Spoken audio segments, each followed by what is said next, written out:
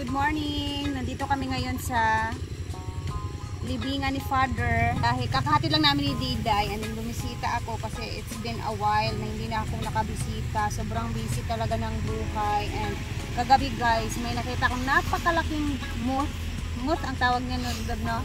O basta yung butterfly ba na brown na malaki. So naalala ko si Papa, siguro kinukulit na ako kasi baka napansinan niya na medyo matagal na akong hindi nakabisita, kaya let's bring a flower for you, my love.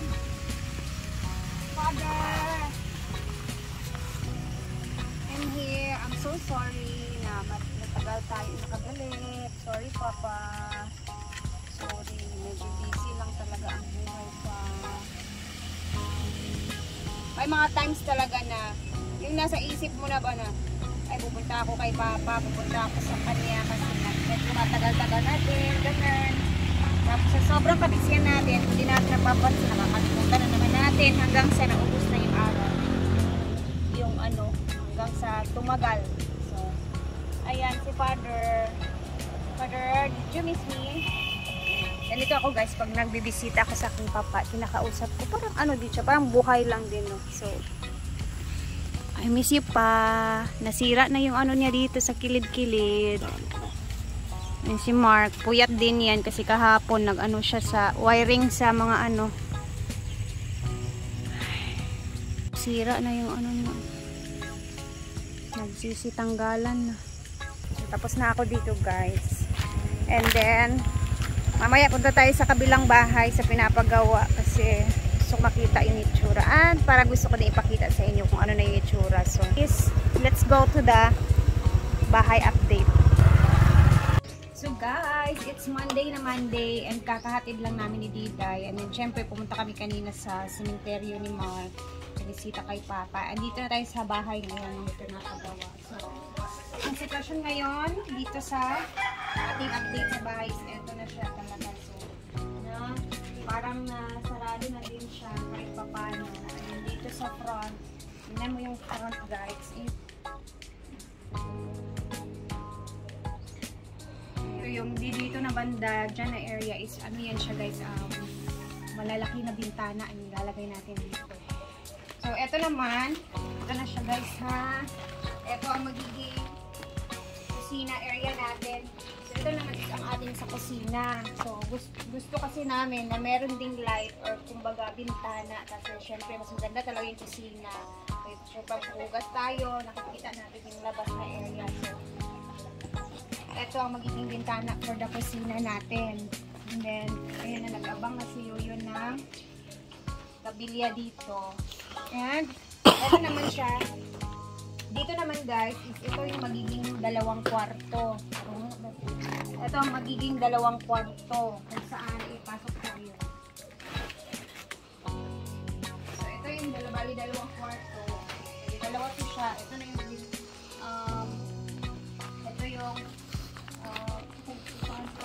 pinto. Ito yung pinto, isa, and then dalawa. So balihati siya.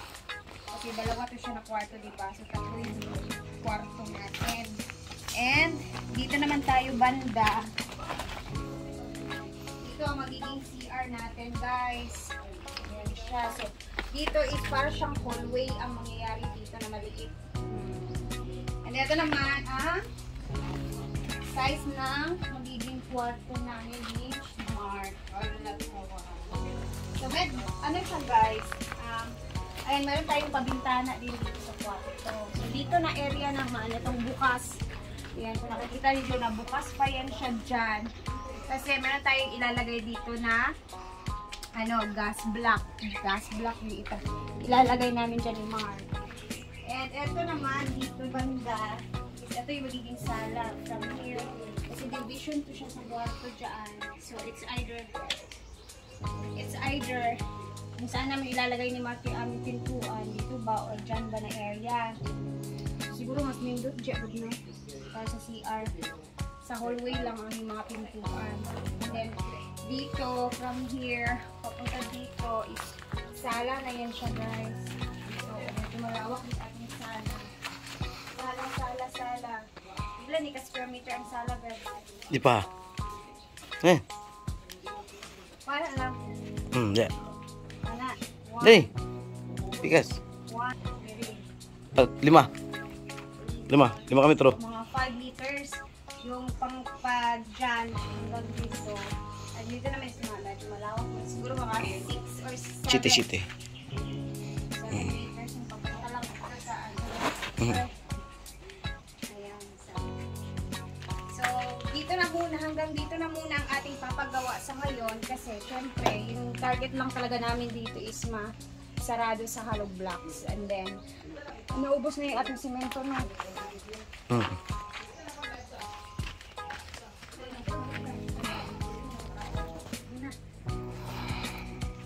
So, naubusan na kami ng semento, pero marami pa naman yung hollow blocks. So, next sahod natin is mag-order naman tayo ng semento, hollow blocks, another hollow blocks for the filing naman sa mga division sa loob ng bahay. So,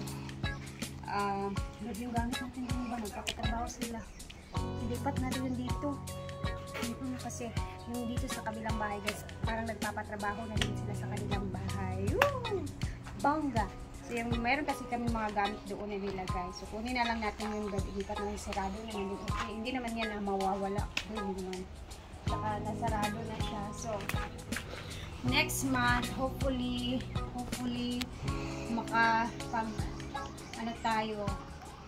makapag-ipon-ipon tayo sa ating mga dyan. Kailangan natin magsikap. Ano na yun, nakikita ninyo yung mga butas-butas dyan.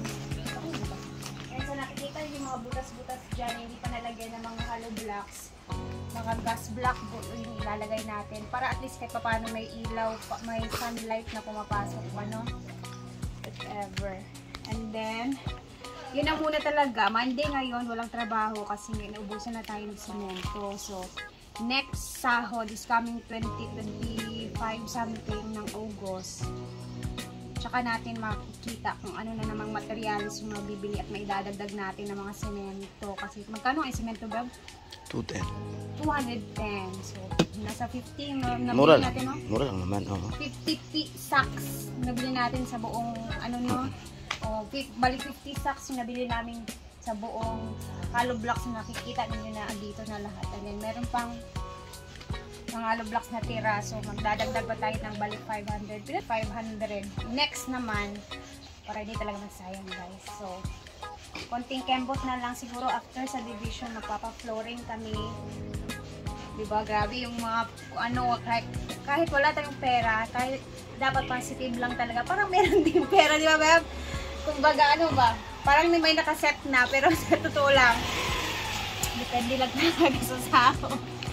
Pero sobrang happy, and nandito na kami sa part na ganito, di ba, Beb? So, happy ka? Yes! Sakit yung katawan ni Mark kasi nag-wiring sila kahapon, and then, ayun, nadutlan ang robot. Nag-wiring ng buong araw sila dun sa tinatrabahuan nila. So, ayun, masakit ang katawan. Yun na Tapos, ang mangyayari dito sa mga wirings naman, pag nagpapa-wirings na tayo next, si Habi lang ipapatira natin dyan kasi dyan siya magaling. Magaling ka dyan, Beb? Walang magaling. Hindi siya magaling, marunong. Ganun na lang. May alam konti. May alam? Konti? Konti lang. Ayan, diba? At least kaya paano? Hi! Ayun eh. Kasi alam niyo ba guys, na excited si Diday sa magiging room daw niya.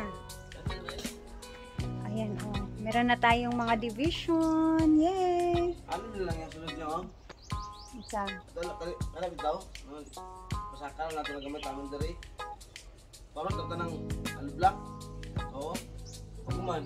Kapatay mo na yun. This is it. Ayan na siya guys. I'm so happy. Diba? Malayo pa, pero malayo na. Malayo pa, pero malayo na. Malayo na at narating natin sa ating mga dito. So, yung mga butas na yan, mga gas block yung ilalagay natin dito. Diyan. And then, ito is pintuan to siya. Para siyang exit door. Exit door. And ito yung main door natin kasi ito talaga yung tapat ng bahay. So, dyan natin makikita ang beauty. Ayan, bintana. Malaking bintana sa kwarto. Dito maglalagay dyan tayo dyan ng ano, bintana. Bintana din dito. Ito, malaking bintana. Siyempre dito kailangan din may bintana kasi dito yung sunlight. Para pumasok yung sunlight. And dito as abangan, ito yung favorite kong part talaga ng bahay. Kung saan yung kitchen. Ano style yung kitchen ko yun? Ato ang araw, ani. Sama mo. Tukurog to siya. Anak ba? Simentoon man na to. Ayaw ito ng murag file. Apil yan, yapon file man. Kaya sa taas mo dyan, diya. Cabinet. Diya ang cabinet mo. Gani, diyan man ang cabinet sa taas. Ayaw, sa ilalom, ikuan. Og O kaning ma... Parang library. cabinet man sa ilalom. Cabinet gapon. Kay if ever gusto ka magbutang og mga plato, ikulob, mo na siya. Dari ya. Tapos kani ang division, pwede patakayin mo diyan. Mga cabinets gani unsa imong gusto, pero sakto naman na siya, hindi naman siya masyadong maliit. Sakto lang talaga siya. Ang pangutanan ako magbuha og tubig. Di raod to nga do. Naman di ang atong kuan. Di duol ra kaayo. Oh, next naman yan siya. So ayan, napakalawak ng ating sala guys. So from there hanggang dyan. Dito is ano na to siya. Yan talaga yung magiging hallway for the CR sa mga pintuan. No? Ha? Nag-uyog? And so, tapos na tayo dito guys. So, finally, medyo yung feeling na masarap na tingnan. Oo, kumbaga masarap na sa ginhawa. Ginhawa! Yes, and then basta aabangan natin yung next naman na mangyayari dito sa update ng bahay na to sa next month. I'm sure meron naman siguro tayong magagawa dito, Beb, kahit papano, kahit konti lang. Yun lang naman.